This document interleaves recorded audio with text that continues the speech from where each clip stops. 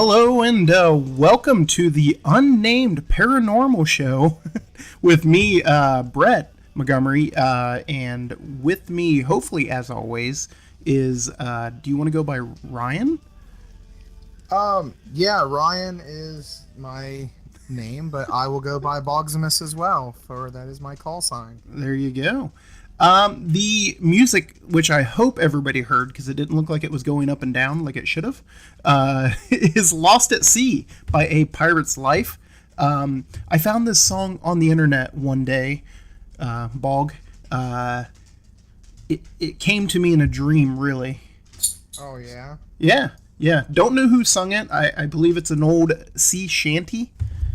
Actually, I believe it's my band. Oh! And, actually, we just went through a name change, so we switched from A Pirate's Life to Brave the Sea.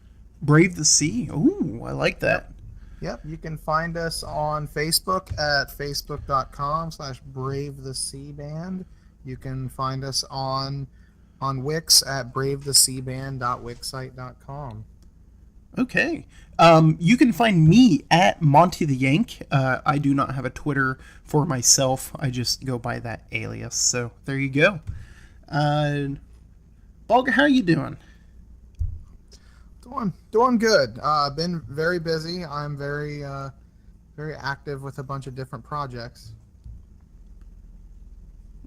Like? Well, like the aforementioned band, Brave the Sea. I also have a tabletop gaming website called Boggs Games. I also have a Facebook page that goes along with that, facebook.com/Boggs Games. Also in two paranormal groups. I'm in Outlaw Paranormal Posse, which has a Facebook page with a pretty strong following.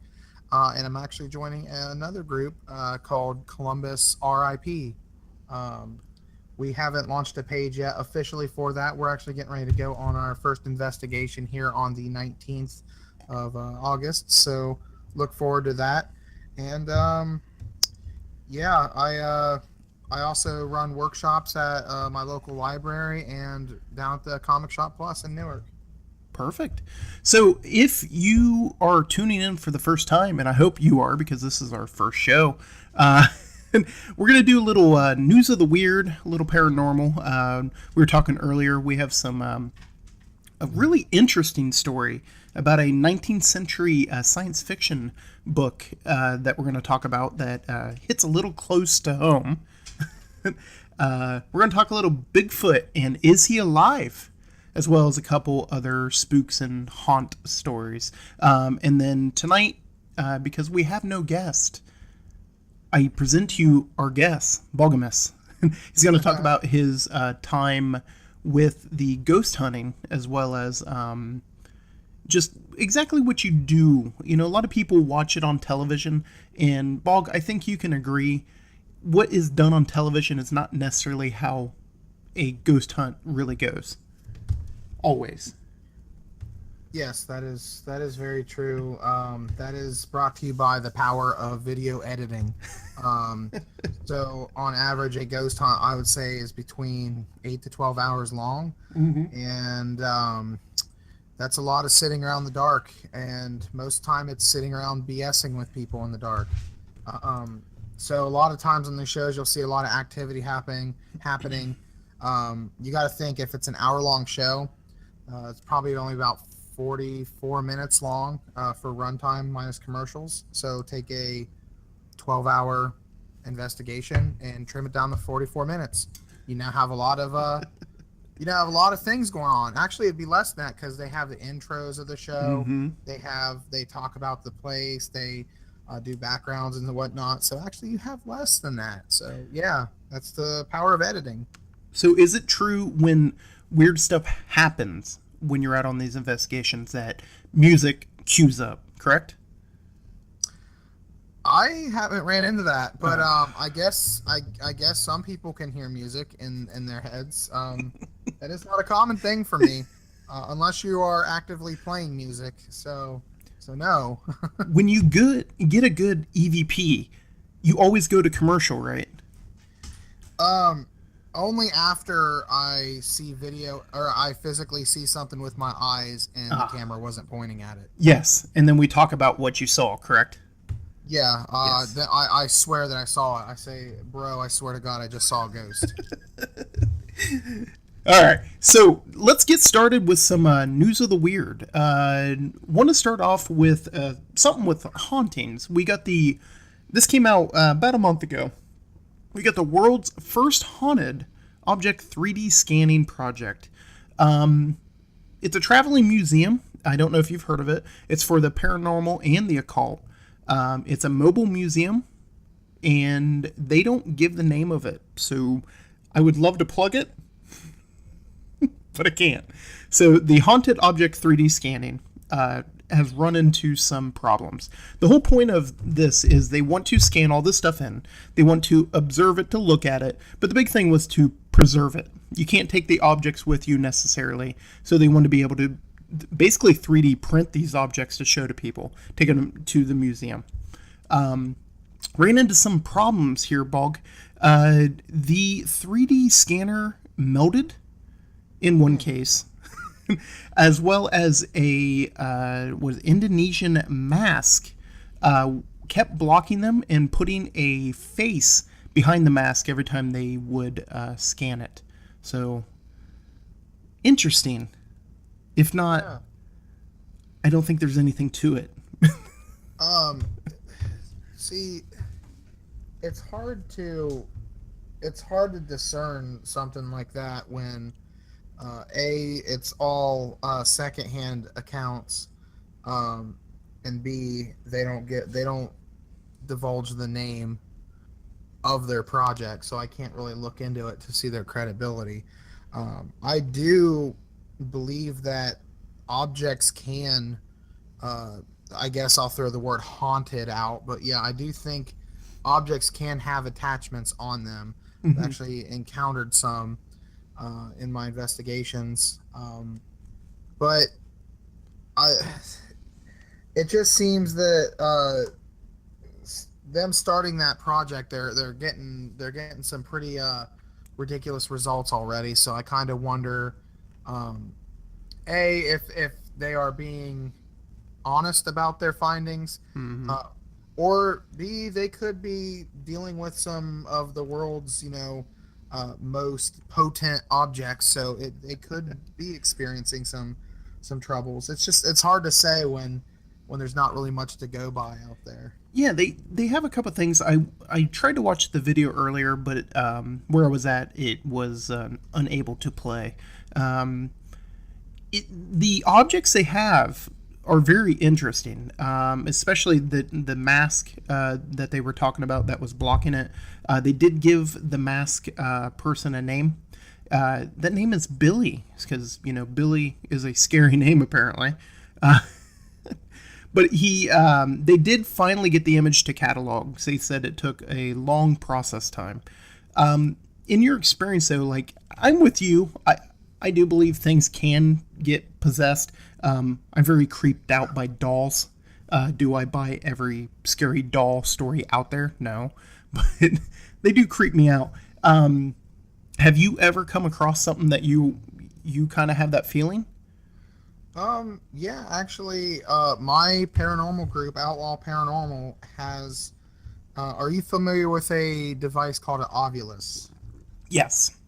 Okay, so for those of you who are not familiar with it, an Ovulus is a device that basically listens to its surroundings and will repeat words that it picks up with its. It has a very limited dictionary Hmm. within it. So if something's uh, speaking, it'll pick up the words it's speaking.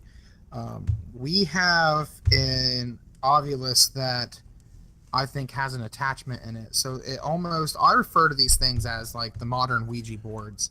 Hmm. Uh, Sometimes I think you invite something in, and without the proper procedure, they stay in the object. And I think that very much happened to our Ovulus. It's just, it doesn't matter where you take it or how long it's been turned off. You turn it on, and it will start cussing you out and calling you foul names. Oh And goodness. we actually have recorded it having a conversation with another entity. Oh wow. Yeah, it's pretty crazy.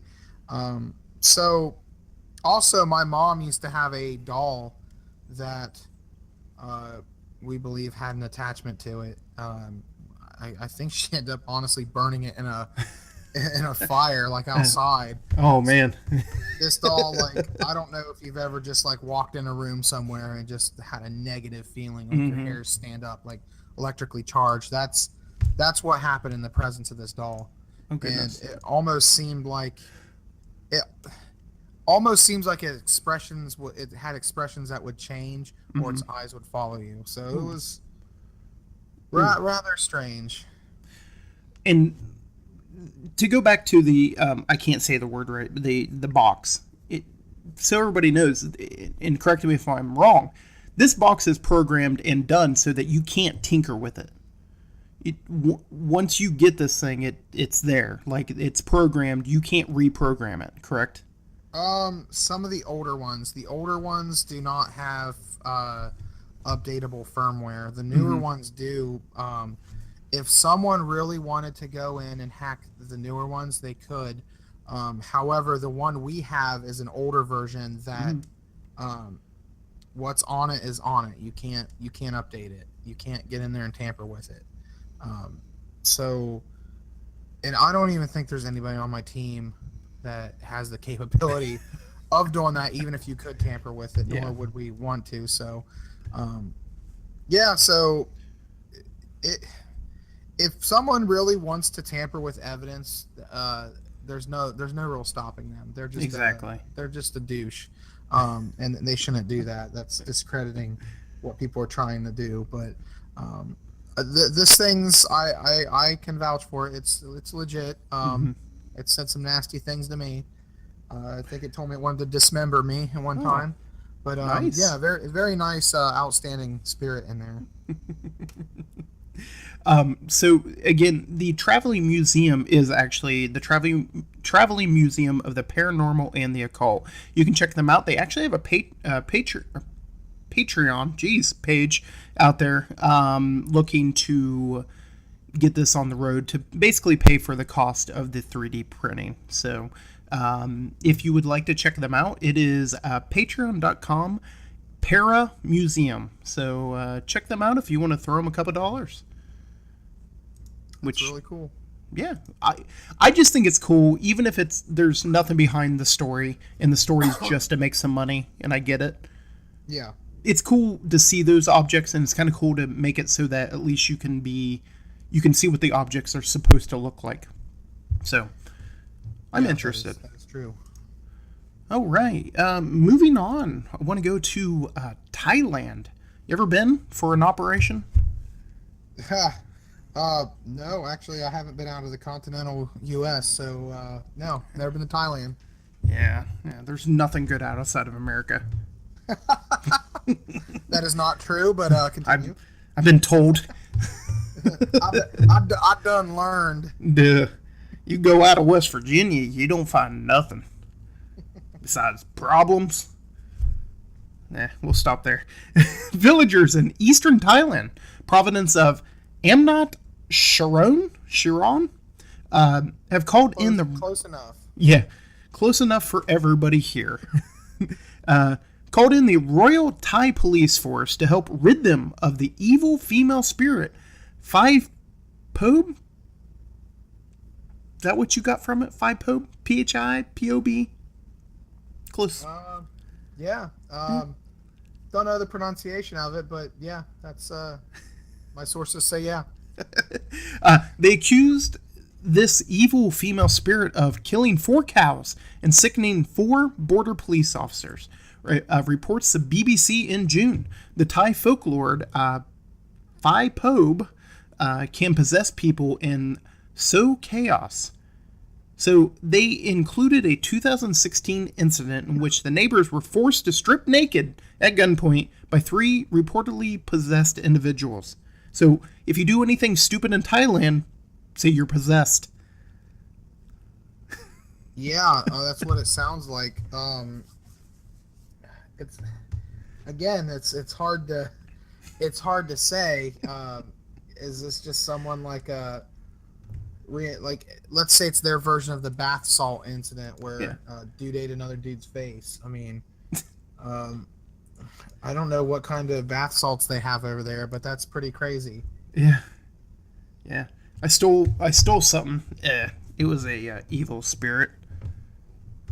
Oh, I'm naked outside drunk. Pfft, evil spirits. Wasn't me. I It would wasn't never me. It do was something like that. the phi pobe, It's a feepaw. the phi pob. I'm gonna claim phi pob next time I get drunk and make a Yes. douche of myself. Yeah. Like it was me as a phi pob. Sir, do you know why I pulled you over? Wasn't me. It's Well, I don't know. Peepaw. I think my phi pob was driving way too fast. I told him to slow down. I told him not to drive like that. Or her, I'm sorry. It's a female. Evil spirits. Very interesting. Don't know if I buy this one. This just sounds like just a crazy person. I don't know. It's hard to say. I mean, I've encountered some pretty potent entities out there. Yeah. So again, it's hard to say. I think I'm leaning towards most likely it's just a crazy person on a killing spree. But there are entities out there that are pretty potent that I wouldn't want to encounter. Yeah, in this case, it almost has the Salem witch trial type stuff. Oh, I did this. I'll just blame it on witches. And then see where we go from there. It's almost one of those deals, you know what I mean? Yeah, I mean we're probably going to see another. We're going to see a Thai version of Blair Witch called the FIPO. Just a bunch of police officers running around telling people to get naked. That sounds like a Killer Tuesday night. There you go. Sci-fi. Okay, let's move on to Air India crew. They were spooked by a haunted hotel in Chicago. We have Air India. They complained of paranormal activity at a Chicago hotel and asked the airline to look into the matter immediately. The high-flying lifestyle of working for the airline, we're going to skip that.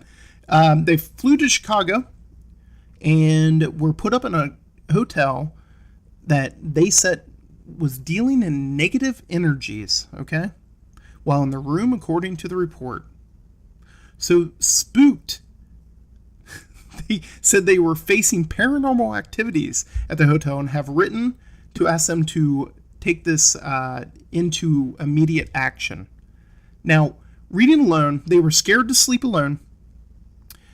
They said they were playing with their mind. But we go through this whole thing and they don't explain what's going on. So, what can happen in a hotel that would make you leave a hotel besides cockroaches and other things? I mean, it is possible. I mean, I wish they would have disclosed the name of the hotel so I can research it further to see what kind of known activity, if any, it has.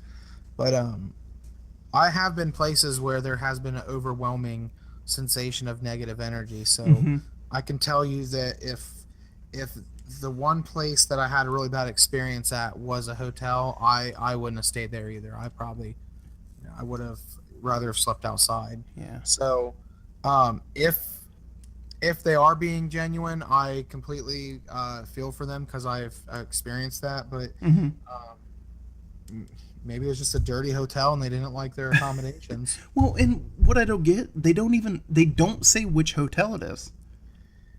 Yeah, isn't that amazing? Like I could just write an article right now, like airline, a dude jumped out of a plane and landed in a hotel, and then he stayed at the hotel, and now he just lives there.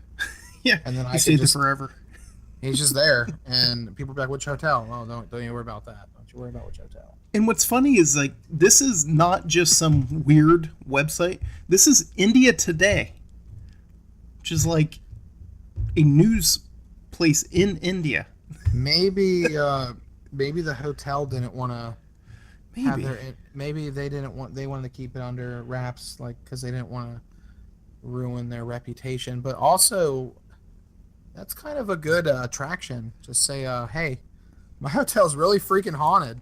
Scared some people out. Like you're gonna run some local folk out, but you're gonna bring in the weirdos like me. Yeah, like Like, I would want to go see that. Like I want to yeah, go to the Buxton yeah, yeah. just because of the Actually, stories. I know one of the bartenders there, so I could probably arrange that. I would love to do that. By the way, if you're ever in Granville, the Buxton Inn, their pub, amazing.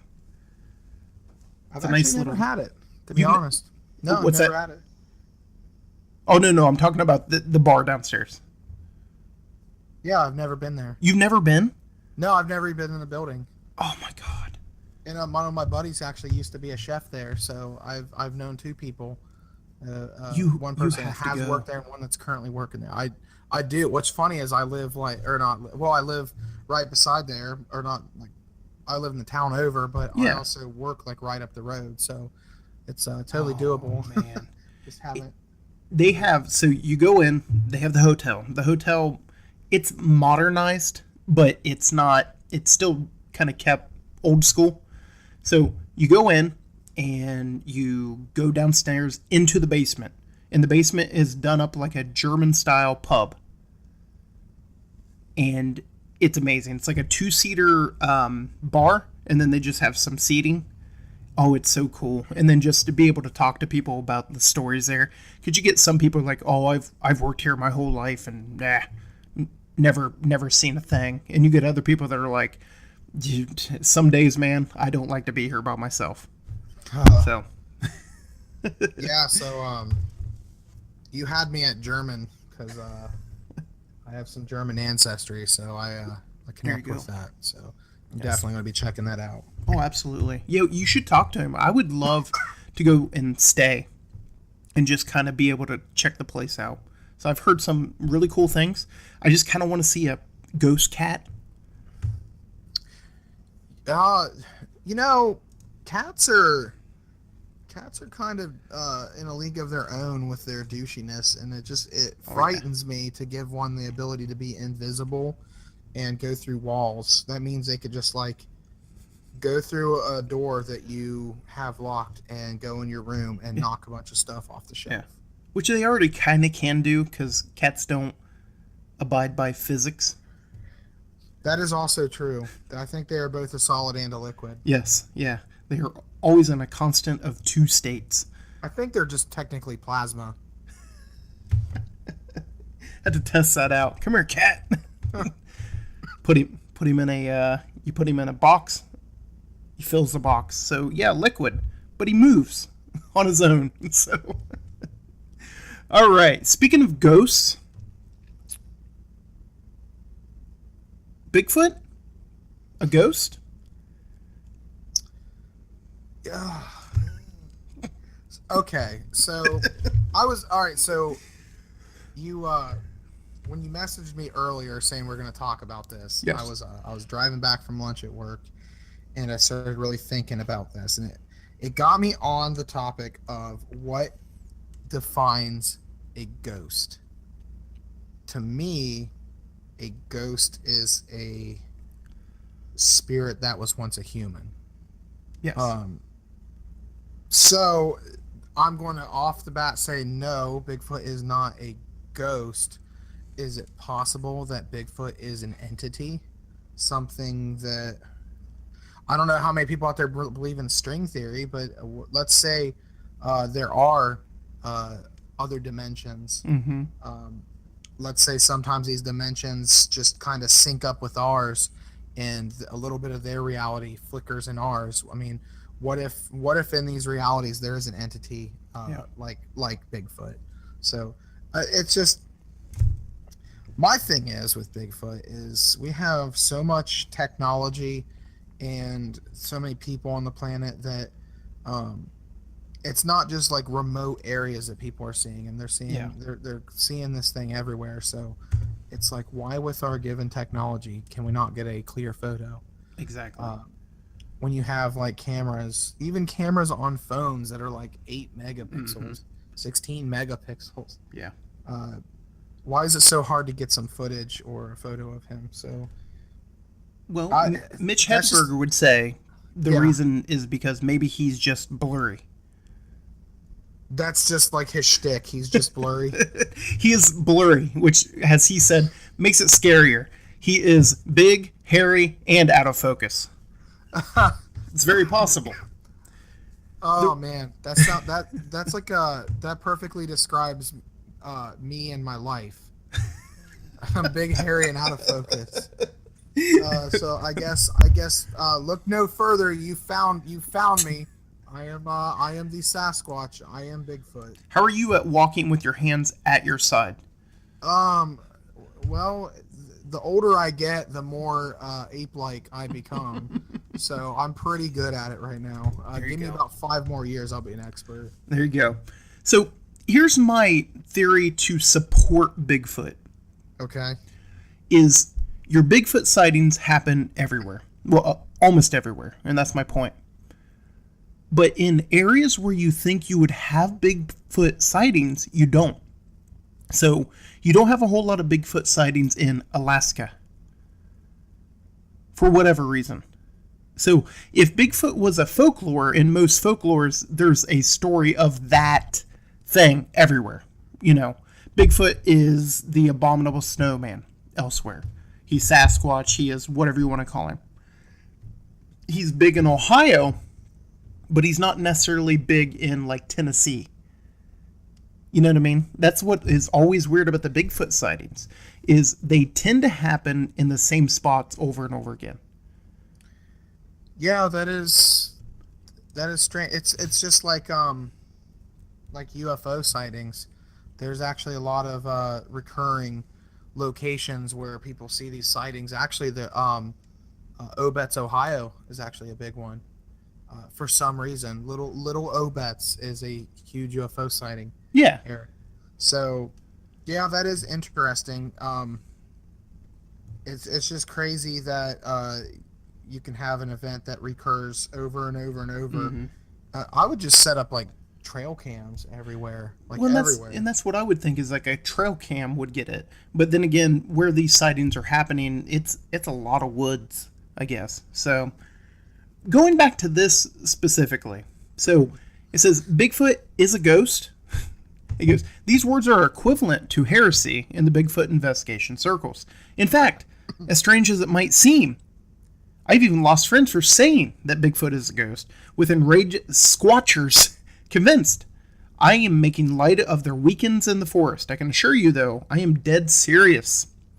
There's a stranger element of Sasquatch sightings, and for paranormal researchers, this abnormality ticks a lot of familiar boxes. So, since the inception, they've collected 3,000 well-documented reports of Bigfoot. There are numbers don't count the whispers, stories, so on and so forth. He talks about the Harry and the Hendersons. It goes on and on. So he gets down here. His whole point is how he searches for Bigfoot and the fact that you see him, then he disappears, then you don't see him for a while. Could be paranormal. But then one of the big Bigfoot conspiracies is, like you were saying, different dimensions. And there may be what they call in this case an alpine portal where, yeah, Bigfoot shows up because he basically phases in and phases out of this dimension. When I start reading this stuff, it amazes me how many different theories there are about Bigfoot. Yeah. I know some people that's had some Bigfoot sightings. That explanation somewhat could make sense to me with the dimensions thing. What's to say he's a ghost, you know? Yeah. I would just say he's a extra planar entity. Yeah. Well, or let's just go cryptic zoology, okay? Mm-hmm. He's a primate that we haven't documented yet. I mean, we forget what we found the silverback gorilla less than 100 years ago. or whatever it is. It's a very short amount of time that we knew a big ass gorilla existed in the world. So is there a chance that you have an endangered species of an upright walking ape? I just think at the end of the day, and I forget what the theory is, but the whole point of the theory is the most logical answer is probably the answer. So I think a Bigfoot does exist. I don't think it's as legendary as everybody makes it out to be. Let me see. I think I think I know what you just quoted. You're fine. Go ahead. Occam's razor. Yes. Yeah. That's exactly what it is. The most logical answer or probability is the most likely. So, someone spills your beer and you can't explain it, you could go ghost. Yeah. Or you could say, "Oh, I elbowed it." Yeah. The whole point. What's that? You know, a lot of times on investigations, you have to essentially use Occam's razor as your first theory for what happens, because a lot of people think when you go investigating that you're out to prove everything's paranormal. However, quite the opposite. You want to go out and disprove that everything is paranormal. So that I get so upset when so many people just pop up these stupid theories. They just tell me like, "Oh, yeah, this thing happened. It was a ghost." Yeah. I'm like, what do you mean? How do you know it was a ghost? Oh, it was just a ghost. Oh, it's not possible it wasn't a ghost. No, it was a ghost. It had to be a ghost. It's the only explanation. Had what happened one time? Yeah. Yeah. Okay. Yeah.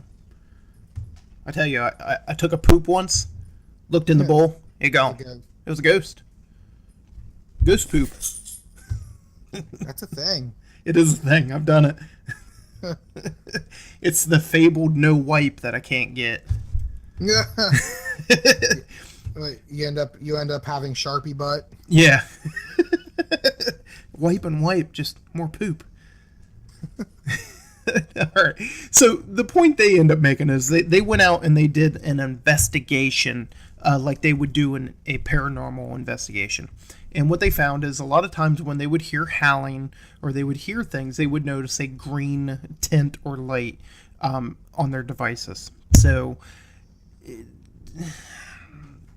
reading through this, I think it's more of a story. Yeah. Than an actual thing. I know that sounds kind of stupid, but I don't know even if they believed what they were talking about. So, is Bigfoot a ghost? I don't think so. So, you said screaming in the woods. My buddy actually told me a story about every time he'd go over to his buddy's house to stay the night, that they would hear what they called a screaming monkey man in the woods. And what's very interesting is his buddy's house is rather secluded, and it's down a very long driveway, and it was like a recurring thing. And then there'd be other things screaming, and I was actually like begging to try to get out there to investigate, but apparently it stopped. So that's just pretty. Yeah, that's interesting. I wonder what it could have been. And I actually saw a video online of something. I don't know if you've seen it on Facebook, but like a guy was out hunting, and he was hearing like that screaming sound, and he was kind of talking to the camera like, "I have no idea what that is. I've never heard that before," and it was ridiculous. Like it sounded like a person screaming like all around. So it's crazy. Well, it's kind of like God, this has been 3 or 4 years ago now, but do you remember when that big, loud, like, explosion sound happened right here in Central Ohio? Yes.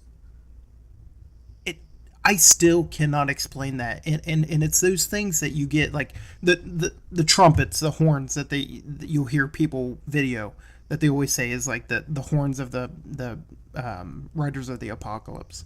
And if anybody doesn't know what's going on, I'm hoping most people that are listening are Central Ohio, since we know who we're going to be promoting to. Yeah. But yeah, a couple years ago, I'm in my house, and all of a sudden you just hear this loud boom. I mean, just sound like a sonic boom, unexplainable. To the point where I ran out, dogs are barking. I'm trying to see what exploded, you know what I mean? And put it on Facebook. Hey, heard this really loud, explosion sound. Did anybody else hear this? Everybody heard it. Everybody heard it. And we're not talking, oh, I heard it in Heath, Ohio. I heard it in Newark. I heard it in Granville. I heard it in, Heath. I heard it in Columbus. And there's no explanation to what the noise was. That reminds me of, so I'm going to try to look this up. Let me see. Yeah, the loudest underwater sound. They call it the bloop. Oh, yeah. Yes. If you ever read the stats about the bloop, it'll blow your mind. Mm-hmm. How hundreds and hundreds, and maybe even thousands. 3,000 miles. Mm-hmm. Range of 3,000 miles picked up this underwater bloop. Loudest underwater sounds ever recorded. Yeah. Maybe what we heard was something similar, because I don't understand how something can explode. Yes. In Columbus and sound clear as day here. Yeah. Because I thought we live right behind a factory, and yeah. I thought the factory exploded. Yeah. I thought the house across the street was going to be in flame. It was that loud. Like, when I knew my house was fine, I'm like, okay, what house just exploded? I mean, it was that close. And I live up in the hill, surrounded by trees. And it was not muffled.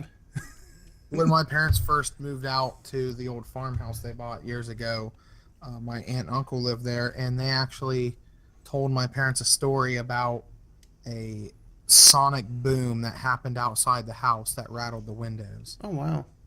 Granted, there was a lot of weird paranormal stuff happened there. Yeah. But yeah, that always always baffles me when I hear stories about that. Isn't there a town in the U.S. where there's a constant whistling or humming sound? No, I didn't know about that. Looking that one up. Yeah, I swear I've So I think what we're saying here is we're gonna do a show on sounds at some point. Yeah, I'll have to look further into it, but there's a town somewhere in the U.S. where there's I don't know if it's like a whistling or a humming or it says low frequency humming or droning noise. So I'll have to look at that. Oh God, I'd be moving in a second. I would not live at a place that just constant humming. What if it was a place that had constant Nickelback? That's fine. It just plays Photograph. How You Remind Me. This is my photograph. Look at this hold. I'll be like, that's it. I'm blowing my house up. I'm killing myself and everybody. I can't take it. My wife would love it. Favor. But it just plays that part of the song over and over again. That's it. That's it. My photograph. Look at my photo. Look at my photo. Look at my photo. That's a meme that needs to come back, by the way. It really is. Yes. Okay, so the last story we have is the 19th century science fiction author wrote a book about a boy named Baron Trump who traveled to Russia. His following novel was titled The Last President. So it was Baron Trump. It was Marvelous Underground Journey. And I'm going to kill this name, but it was by Ingersoll Lockwood. So the story goes, let's be honest, if you had access to a time machine, you'd be up for a bit of pranking. The first person to build a time machine would no doubt have been a fan of science fiction books. So what better prank than going back in time and inserting some prank science fiction books into libraries just to mess with people's minds? You probably think that I'm talking about the 1949 sci-fi novel that names the leader of the Martian civilization Elon, which you've heard about that one, right? First man-made mission to Mars. The guy that goes leads it is Elon. So Elon Musk. Yeah, Tesla. Yeah. They said, but no, we have a new edition. The 1893 sci-fi book, Baron Trump's Marvelous Underground Journey, written by Ingersoll Lockwood. Baron, with double R's. Trump is, of course, President Donald Trump's son, with wife Melania. And through the name is slightly different. Excerpt from it is, Baron is a wealthy young man living in a place called Castle Trump. But his real adventure begins when Don, the master of all masters, inspires him to travel to Russia, whereas he finds a portal that allows him to travel to other lands. So it says here, damn, Russia, this Russia thing just won't go away, even 124 years in the past. But if that's not enough, they noted that Lockwood wrote another book 2 years later in 1896 titled The Last President. Excerpt from that, which does not feature Baron Trump, mind you, character, but has some interesting parallels to modern time. It begins in New York City, which is up in arms over the election of an outside candidate. The news causes those in an upper portions of the city to sit as if paralyzed with a nameless dread. Mobs of vast sizes are organized under the lead of Antichrist and Socialist. I think it's anarchist, I can't read, and threaten to plunder and despoil the houses of the rich who were wronged and oppressed them for so many years. So, time travel, the imaginary world bleeding into reality. What do you think about that? That's super interesting. If it was a true story about Trump, there should be a quote in there that says, "What about the emails?" Baron, you must go to Russia, as I received a email from... People back then are like, what is an email? Don't worry. You'll it's find going to be out. a major point of topic here in over 100 years. What's super interesting about this is, this is not the first time. They've talked about it years. A lot of sci-fi novels come up with things that end up happening. Now, it's one of those that doesn't happen because the people inventing the stuff read these sci-fi novels. And they're like, oh, I wonder if I could do that. Just like the whole Star Trek thing. Star Trek having portable, basically, Palm Pilots before they even became a thing. Oh, yeah, the tablets. Yeah. And did it inspire people to try to make this? Or is it just good foreshadowing? Yeah, self-fulfilling prophecy. Yes. So, interesting enough, I just thought this was interesting. There's not much to talk about. Is it real? Yes, the book exists. Is it about Donald Trump and his son? No. But it's creepy. So it is very strange. Yes. Again, it could be part of the dimensions. There are a lot of people with clairvoyant abilities or foresight. They could just be peering into another possible reality. Who knows? It's hard to tell, or just maybe the 1 in a billion chance that the author actually spun a tale that is somewhat coming true. Yeah. Well, I think I read a book about. I think it's from the 1895. It's called Boggs Gets $1 Million Randomly. Tomorrow on the 9th of August. Yeah, August 9th, 2017. Boggs gets $1 million randomly. So I'm that things could happen. So I'm gonna put my faith in that. There you go. I'm hoping for you. I'm hoping. Now, what I think is that second book is your alternate reality of Bernie winning the presidency. making them That's uprise, take over that's the rich. pretty interesting. Good, So, good old Grandpa Bernie. yeah, there you go. I felt the burn. I wanted it. I felt the burn too. Yeah. Someone else thought different. Hillary, thank you. We don't get it because damn Hillary Clinton. So I just want to kind of preface these podcasts with we're very light-hearted people and we like to joke. So I hope people listening do not get upset about our political affiliations, because actually we didn't really even talk about like what our personal beliefs are, did we? Yeah. No, No. we're just kind of poking fun at everybody. Yeah. So yeah, if you guys are listening, just have fun with life. Just joke about things. Don't be too strong in your convictions that you can't make fun of your convictions. Oh my God, I make fun of myself all the time. Yes. So Yes. just look at yourself in the mirror, and just say, "You have a stupid face." Just laugh at yourself. I do that all the time. Look yourself in the mirror and say, you're good enough, you're strong enough, and god dog it, you have a stupid fucking face. It's my morning mantra. I brush my teeth for that. I'm gonna shave this beard, I swear to God. I'm doing it today. So I shaved my beard once for ex, and I'm sorry. I was too, because I ended up looking like Tim Allen from that movie The Santa Claus when he's making his transition into being Santa Claus. So it's like fat Tim Allen without the beard. That's what I look like. Now, did your beard grow back right away? That was one instant where I wish it did, but unfortunately I just looked like a fat pedophile. So what sucks wonderful. when you get that too, like you shave the beard and it doesn't look so bad completely shaved at first. You're like, okay, I can do this. It's that stubble you have to get through to get back to the beard.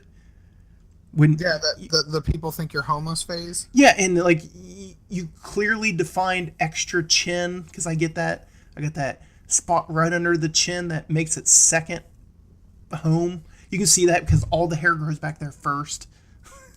It's like, thanks, hair. Yeah, fucking assholes. Sorry, I shouldn't cuss. It's like, why did you shave me? I'm gonna make you regret every minute. I'm gonna highlight all your bad features. Yeah, and I'm growing back red this time. I have a beard of many colors, Me too. and here lately, I don't know what I did, but I just have gray hairs just sprouting. Mm-hmm. I even think some of my hairs that have been there for a while are just like, oh, I'm all of a sudden gray. I'm joining the group. Yep, just that hair over there did it. I'm doing it too. Yeah, I get this splotch of dark brown red, and I like it. It looks nice, but it just throws people off because they're like, wait a minute, you got blonde, red? What is up with your beard? Well, my family were whores. You're like, America, baby, we're the mixing pot. Uh-huh. Dipped my peanut butter in all that chocolate. With that, let's transition over. So, Okay. my guest tonight is Boggs. We are going to talk to you, and I got some questions for you. You can plead the fifth if you'd like. Okay. Have you ever been sexually attracted to John Stamos? Well, of course. I think everybody has. If they say no, they're lying. Oh, yeah. Yeah, you're a liar. If you say So, no. no, it's just yes. Next question. So, yes. That's all I have for tonight. So, Whoa, okay. okay. So, you got into the paranormal, and you got into ghost hunting. You've been doing this how long now? I had some experiences and incidents before I got with Amanda, but I started investigating like officially after. So, been about actually almost 7 years. Okay. So, because I know your past, but let everybody know where you grew up, and kind of some of your early experiences, I guess, with your paranormal activities, so to say. Hopefully, I don't get sued. I don't think you can get sued for the term paranormal activity. It's kind of a broad. He didn't broad trademark term. that. I don't. I mean, I don't I just think can't you make a can. film. That's just a broad term. Like Yeah, anything that's unexplainable, that's outside the normal, that's activity is Yeah. paranormal activity. So it's kind of like the UFO thing. yeah, I was getting ready to say the same thing. If there's something in the sky and you don't know what it is, it's a UFO. Yeah. If there's something that happens in your house and you can't explain it, it's paranormal activity. Yeah, And that's what I was saying earlier. That's why you have to go into it with the intent of disproving it. exactly. Because I mean, I don't know about you guys, but I don't want my house to be haunted. No, I mean, do you want to have a ghost watch you poop? no. So I don't think anybody does. So yeah. Do you think if a ghost is in your house that they have off limit times? Like they're- times I'm where not like gonna mess they with just- you. I'm gonna go in the other okay. room. They have Probably. to. They have to, because I don't think. You I'm want just your thinking groove? I'm just trying to picture, like, place myself if I was a ghost. Yeah. I mean, maybe you don't like the people that live with you, so Yeah. you just want to kind of have you time. You want to go outside? I think they have off time, so I don't think they're full on ghost all the time. I think They clock think in, they- clock out. Yeah, I was getting ready to say the same thing. Oh, yeah, another day, ching. Oh, there we go. If you're gonna rub one out between 9 and 12, because I'm off. That's my extended lunch. So Yep. you do you, boo boo, literally. All right, so All right. kind of a background on me. I'm originally from Columbus. We moved out to a little town called Glenford back in '94, to a farmhouse that was built in like 1890, I think. Mm-hmm. And there was some pretty intense activity out that place. We would constantly see some apparitions. We'd see an old man, a little girl, and a little boy. Constantly, the one I saw the most was a little. It would always be out of the corner of my eye and would always be outside of my door, like peeking in, Mm-hmm. almost like he was curious about what I was doing. And my mom used to run a daycare out of her house, and these kids would see this thing too. They would always see the little boy. It was kind of like he was trying to play with them. Yeah. He would always be in the toy room. He would always, like when they were eating lunch, they would see him out of the corner of their eye, kind of like watching what they're doing. So yeah, so kind of had to deal with that. But there were times where like things would move itself. There was one time where, so when we first moved out there, my parents were doing some updates to the house. So at the time, our bedrooms were being like remodeled. So we were sleeping on my parents' floor, and my dad worked third shift, so he was at work. So it was my mom sleeping in the bed, my sister was on the one side of the floor, I was on the other, and all of a sudden the sweeper came on, and we were freaking out. So it wasn't like that, like, yeah, it startled us, but it wasn't that bad until my mom realized that the sweeper, when we went to bed, was in the family room, like 2 rooms away, unplugged with the cord wrapped up. So somehow it moved 2 rooms over, plugged itself in, and turned itself on. Oh man. And I try to rationally think about this. My first thought was maybe someone broke in, but just think about about how, if that was someone that broke into the house, how sadistic is that? What a douche. I'm not going to steal anything. I'm not but I am going to plug this shit in and scare the but, shit out of you. They're like, I'm not gonna steal anything, but oh man, there's some cat hair on the floor. I gotta sweep that up right now. Yeah, it was ridiculous. My mom also felt like she was sanding like the baseboards of the wall for some reason, and no one was home, and she felt like something tug on her shirt, like it was trying to get her attention. Jeez. And then we'll segue a little bit. We'll fast forward to when I was, I'd say, 19 or 20. Mm-hmm. I think I was closer to 20. I was working at a truck stop, so I had to be up rather early. Um, so I remember waking up, looking at the clock, realizing I only had a few more hours of sleep, getting mad because I'm not a morning person. So I rolled over and I'm laying there, and I just felt this intense feeling of something is watching me. So I opened my eyes, and there was a disembodied head floating and staring at me. So Ooh. like after like I make a face and make my eyes try to make things come into focus, Yeah. this thing came into focus, and I realized, yeah, I'm really staring at this thing. It was like it was the equivalent of, like, let's say you're half asleep and someone comes in your room and puts their face in your face. Yeah. When you first open your eyes, they're going to be blurry, and you're going to be like, "Oh, the crap!" And then Yeah. you're going to focus and freak out. That's what happened. But as soon as it came into focus, and I realized, yeah, I'm really staring at this thing. It's almost like its jaw dislocated and opened up as wide as it could, and it let out this ear-piercing screech, and it went up into the ceiling. Like, it floated up and went into the ceiling as it was screeching at me. So we're talking an old man. What it look like? Like, It looked like an old person, but it looked like they had cataracts on their eyes. oh, okay.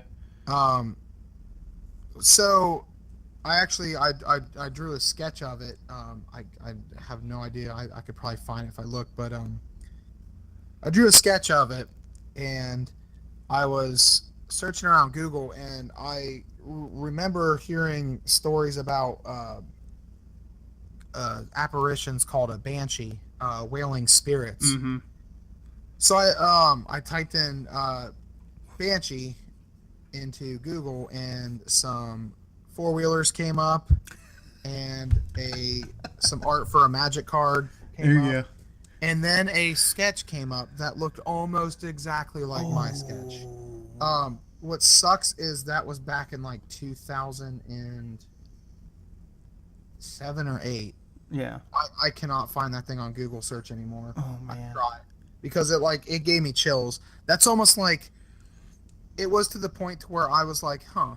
Because after some time had passed, I'm like, maybe I didn't experience that. Maybe I was half asleep and hallucinating. Yeah. Hallucinating something screaming in my face that made my ears rattle. Yes, I was hallucinating that. Yeah. But then I looked that up and seen that photo or that picture, and I was like, oh, there's a point of validation. That's fantastic. I really freaking saw I didn't that. just dream this. Yeah, and that was one of the worst feelings. Oh wow. Because when you're having lucid dreams, you still kind of know you're dreaming. Because I have lucid dreams a lot, where I wake up, I'm half awake, I have to shake myself awake. Some people would call it, what is it, the something woman, whatever, it's putting pressure on you. They're like pressure in your chest. I've had those, and those all can be explained away with your sleeping pattern. Sleep paralysis too. Yeah, you woke up while you're still in sleep paralysis. Yeah. So you can't do anything until your body gets out of REM and you wake up. So you see things, hear things, imagine things that aren't there because you're still dreaming. Correct. You know if you're awake. That is true. I was awake because I woke up, I looked over at my alarm clock, I rolled over facing the wall, and then I rolled over to the right facing the fan, and I just remember the thoughts of, like, I do not want to work tomorrow, and I usually have trouble sleeping when I have to be really early, especially with that job. I hated that job, so I dreaded going to work. So I didn't sleep that well. Yeah. So I recall being awake, and vividly recall the incident. Incidentally, I actually saw the thing a few months later. I woke up and I was getting out of bed to get downstairs and get a glass of water. Actually, no, at that time I had a mini fridge. I was getting up to go over to my mini fridge to open up and get a bottle of water. And I got up and started walking over, and I looked up, and coming out of the ceiling was this thing. Really? That face again. Yeah. Floating down, and it saw me, and it went like, and like went right back up in the ceiling. And it almost reminds me of, you've seen Big Trouble in Little China? Yeah. You know, like the servant with the servant, the Yeah. thing that's floating around in the tunnels. That's almost what it like reminded me of. Like it's coming down, checking me out, and it's like and then, like runs away. Like that's how I can relay it to you. So this thing's like pulling a Slimer on you, and it's just going through the walls. Pretty much. Anybody else in the house ever see that? Um, no, but once I told my mom about it, she's like, "Oh, that's great. Yeah. Now there's a disembodied head here, in addition to all the other spirits. That's wonderful." Um, no, actually, our mutual friend Matt, he actually saw the girl spirit I was telling you about, Oh, and really? it was so lifelike and real to him that he thought it was my sister, and Oh, wow. he actually like, I think he followed it and it went into my sister's room and then disappeared, and he realized my sister was in bed sleeping. Oh, man. That is creepy. Yeah. So you had your paranormal activities, as we said, as a kid. And Yes. you said there was a little bit of time you didn't get into like the really researching this or doing what we call ghost hunting. So you kind of said when, but what really got you into doing it? When I got with Amanda, Okay. she had been on some investigations before with her sister and her family. So Okay. she actually got me in a more formal, organized setting with it. Actually, going to my first investigation was Prospect Place out in Ooh. Trinway. Yeah. So yeah, that was my first one. I went on with them. Oh, goodness. So comes easy to you? Was it one of these that when you got there, do you think you're one of those people that, you know, how they say some people are sensitive to maybe seeing ghosts, seeing apparitions, whatever it may be? Do you feel like that's something that it's just kind of your calling? You easily see stuff or hear stuff that people maybe don't see or hear? Aside from the screeching head, um, there are very few incidents where I've actually seen things. Okay. Uh, and I attribute that to most of the time when you're on investigation, you are in pitch black. Yes. If you are not in pitch black, you are usually within flashlight light. Yeah. So a lot of the times your eyes aren't 100%, but I have heard a lot of things and I've felt a lot of things like electrical energy. So there are some instances where I will go into a room and all my hairs will just stand up, and I'm a very hairy person. That's a lot of hair to stand up. So I almost look like a chia pet at those points, I would imagine. But I would say on certain situations I am sensitive when it's an overpowering force. Yes. So we talk about things. So what kind of you have different tools that you're going in with. You had talked about that, and I always say it wrong. The how's that said? Ovulus. Ovulus. You take those. You have EVPs, so you're taking recordings. Some people choose to go in with infrared. What kind of tools are you guys going in with?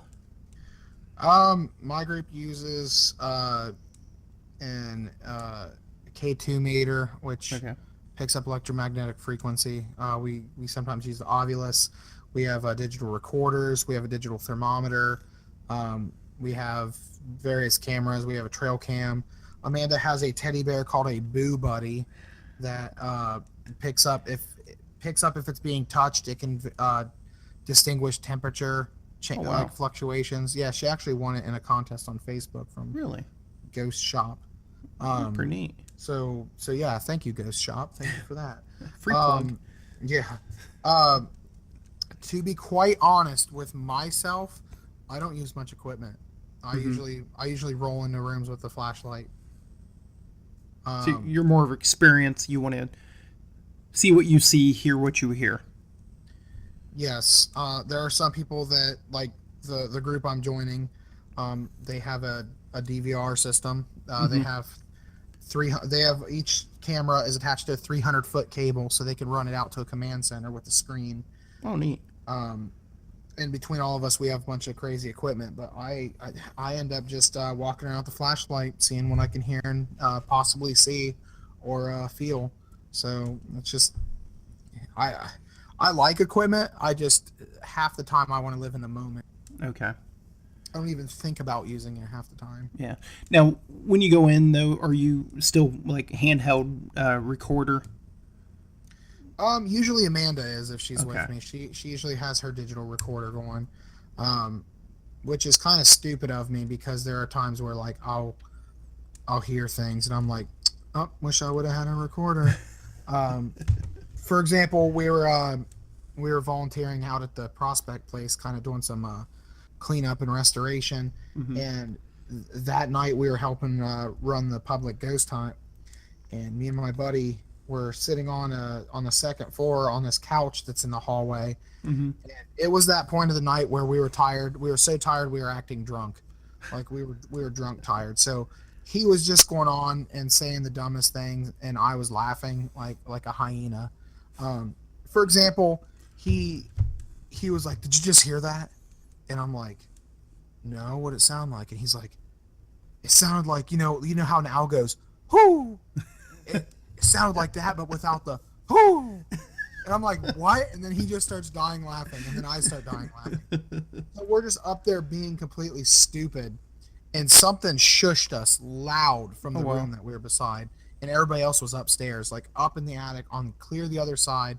This thing like shushed him right beside his face, Oh, wow. like right in his ear, and I'm just like, wow, we annoyed a ghost so hard we got shushed. We got Trying to do mega my job shushed. here. Yeah, so we should have had a recorder running. That Yeah. would have been pretty interesting. So beside the floating head on the actual ghost investigations, what is, I guess, give me one time where you've been able to explain away something and maybe the coolest thing you've ever experienced on one of your investigations. So explain a time where I've like debunked something. Yeah, been out there and you're like, man, that's really cool. And you're like, well, nah, maybe not as cool as I thought. Um, there are many instances where people will see shadow figures at places. Mm-hmm. Um, and I've debunked quite a few. You got to remember that when you're in a dark environment and your eyes adjust to it, um, flashlight projected light on a projected surface, Mm-hmm. light rays bounce around. Yep. So if you're shining your light on a tile floor that's been waxed, it's probably going to bounce off that floor and reflect on something else and project a shadow or create something. So there are times where I debunk shadow figures by that, um, just by using logic and recreating it. I can't really remember a time where I'm just like, ah ha ha. Gotcha. Yeah, it's like a Scooby Doo moment. Like, hide the deuce. It's the town's mayor being the bull. I would have got away with it. It wasn't for you kids and that dog. Well, and that's what I do like about the K-12 meter, though, is where you can get really cool things where you're like, man, yeah, something weird's going on here. I do like that. It also can be like, well, you got some faulty wiring here, or hey, this spiked, but hey, look at this socket. It's Yeah, that too. not wrapped You right or gotta- whatever it may be. You gotta have procedures. You gotta be aware of your surroundings. So, Yeah. especially with equipment that picks up electromagnetic fields, if the power's on in the building, make sure you're not, detecting a wire running through the wall or like Yeah. a power box or a satellite dish, Yeah. a computer. Yeah. There are many different things that could pick it up. Just a transformer outside. So Yeah. Absolutely. just be aware of your surroundings and get base readings of the building before you start your initial investigations. Just kind of on your walk through your suite, get base readings with all the equipment, and then go back and compare your data. Yeah. Because you're not looking for abnormalities from the last place you were at. You're looking for abnormalities where you're currently at. Correct. So, I play a lot of tabletop games, and there's something called an out of game consideration. Mm-hmm. That's someone taking in the effects of another game, like, oh, well, in the last game this happened. Well, it's like, no, that was the last game. This is this Yeah. game, completely different scenario. That Completely applies new. here. So they're like, you could be like, well, this thing when it reads this, that means this. It's like, well, that means that at that one place. It could be different here. We're investigating under a power line. Might read a little different. Yes, that's correct. So, weirdest or creepiest or whatever that you've coolest thing during investigation. All right. Well, I will plug Outlaw Paranormal Posse here. I don't want to really go in depth with this story because it was pretty terrible. But if you go to the Facebook page, let me pull it up so I can get the exact URL so I don't look like a douche when I tell you guys to go somewhere and it's not right. So we went on an investigation February of 2016, and we had we had a terrible experience happen to us. It was very bad, and it actually took us quite some time to reveal the evidence from it. So yeah, if you go to facebook.com / Outlaw Paranormal Posse, that's the Facebook page that you can find this on. If you click on videos on the side, the second video on there currently says evidence reveal Sedumsville Rectory. If you watch that, that is the most terrifying, worst experience I've ever had in my life, of what we're talking about there. Coolest thing I've had happen to me, after that terrible investigation, it was like 5 months later, we went to Madison Seminary up by Cleveland, and we were all kind of gun shy because of the experience at the rectory. But this is where I told you I get kind of my hairs will stand up on their end when I get like encounter an entity. I walked in a room and it was like I got hit by pure static electricity, and I'm like, nope, we're not going in there, guys. Some doesn't want us to be in there, and it's almost like the thing moved from that room to the next because one of our group leaders was going in that room and she felt it too, and then the dude standing in the hallway felt it. So it's like it took off running. Like I caught it. I almost compare it to like walking in a room on a stray cat, and it hisses at you and takes off running. Oh goodness. That's almost like what it felt like, just by its behavior. So we retreated down to like the commons area, which would be like the cafeteria there. Yeah. And our equipment just started going haywire. Our Ovulus just started saying some random things. What was really cool too is it would say a word, and our one of our group leaders, Kylie, she would like think it said something else and repeat it, and then it'd be like it would repeat the word like the correct version. Oh, almost goodness. like it was like almost like it was like, no, this is what I meant. So we had the Ovulus connected to a speaker, and it just kept talking and talking and talking, and there was this like ringing, this loud humming noise in the back coming up from the speaker, and it just kept getting louder and louder and louder, and it started making me have the same feeling I had at the Sedumsville. Mm-hmm. So I told her to turn it off and let's go outside and get some air. So we went outside. We left the Ovulus in there running with the digital recorder, and this is where I told you I think our Ovulus has an attachment to it. It's like it was talking to something else. It's like it would ask a question, and the thing would answer itself. And then you hear me come back. You hear us come back in on the recording, and I even say like, "Wouldn't that be crazy if that thing was just sitting there talking the whole time?" Then we listened back to it, and it was. So I'm like, "Oh, that's cool." Wow. Yeah, that's creepy. Yeah, it was pretty interesting. Okay, so final question, and we'll get out of here for the night. Aspiring ghost investigators or paranormal investigators, what do you think the most important thing, or the first thing they should do getting into this? Develop protocol. Like I said, going into a building with your equipment, getting a base reading. That way your data isn't thrown off.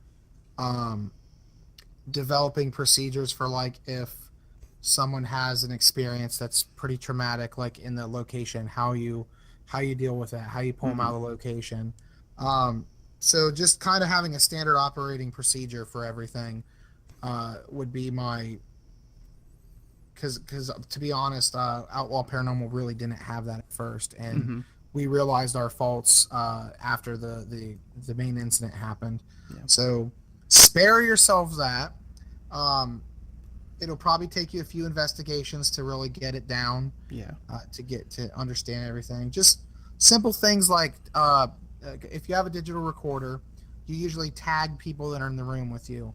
That way, like, if you're recording, you'll be like, it's me and Amanda and my buddy John in the room with me. And if someone like coughs, you'll be like, that was John coughing. Yeah. Or you just tag, like, if another part of the team walks by down the hallway, you say that was the other team walking down the hallway. Yeah. Stuff like that. That way, when you're listening to it in post, you can disregard all that. Absolutely. So, and it puts credibility to the things you do hear and experience, because you're discrediting things that need to be discredited. Yeah, and unfortunately, there's probably a lot of times where we've recorded some things and we didn't properly tag things, so you can't really tell, like, was this paranormal? Was that whispering someone from the group that we don't remember? This or that? So you can't really count that as evidence. You have to throw it out. So like I said, you're on these investigations for hours. If you have your recorder rolling for hours, that's hours of recordings you have to listen to. Yep. Don't let bad tagging make you have to throw out hours of evidence. Exactly. I think that's a really good rule of thumb. Is be prepared. Treat it like a job. You're doing it. Be professional. Yeah. There's a degree of professionalism that comes along with it. Yeah. That's no doubt. But there's also, have fun with it. It's parascience. You're dealing with things that, like, conventional science kind of overlooks. So it's kind of like a new frontier. It's exciting. It's crazy the experiences you can have. So have fun with it, but don't try to take crappy evidence and try to push it as awesome evidence. So I will say that. Alrighty. So we are going to be trying to do this about once a week. We're hoping to line up some guests. I'm going to rely on Boggs to help me out with that. Yeah, I can definitely. You know more people. Oh yeah, it's trying to get them all kind of herded. It's like herding cats. Yeah. But if I do have a guest, I'll probably have to have them come over here, because I don't know how many people I know have the setup I have. Yeah, absolutely. And also, I think next week I kind of want to do this because it's easy, and I'm going to talk to some people. I'm going to put it out on Twitter. You can put it out on your Facebook page if you'd like there, Boggs. And what we can do is, I would like to do some ghost stories. So your best real experience by you ghost stories. Yeah, I'd be down for that. Yeah, of course, you already kind of blew your wad because the whole screaming banshee. I mean, I got a lot. I got quite a bit. I mean, like I said, I've been investigating for almost 7 years, and I had some experiences prior, so I can delve into the mind archives and pull something up. You need to find that picture as well. I'm pretty sure I know where it's at. I remember which sketchbook I used. We need to get that up there for people to see. I actually think I'm looking right at the sketchbook. So, yeah, we'll get that up. I think it would also be interesting to when we have guests to kind of hear their stories as well. Absolutely. So we'll be back hopefully on Tuesday. I think we're going to try to keep that a running schedule. Of course, these will be up as quick as I can get everything going. So until next time, again, you can check me out at Monty the Yank. You can check Boggamus at, you said Facebook, Boggamus Gaming. Facebook.com, Boggsmas Games, www.boggsmasgames.com, or Twitter is at Boggsmas Games. I mean, I have a lot of social media. If you find me on one, you're going to find me on all. Absolutely. You got an Instagram out there? Snapchat? Yep. It's I have Instagram. It's Boggsmas_games. I do have a Snapchat. It's not set up for my just wiener media. pics. Yeah, it's all wiener pics. Oh, perfect. But I do have a Snapchat. I actually just got a new Galaxy S8 and I haven't installed it on the phone. Yeah. But I will get that installed and then we'll have Snapchat next time. The link for that. All right. Well, until next time, check us out. This will be on Podbean for now. It'll be Podbean I believe it's withasmallpackage.com. So until next time, I am Monty the Yank, and with me, as always, is, I always say it wrong, but Boggamus, right? Boggsmas. Like Optimus? Like Optimus, but Boggsmas. Yes. Prime. And we'll talk to you all next time. All right, sounds good.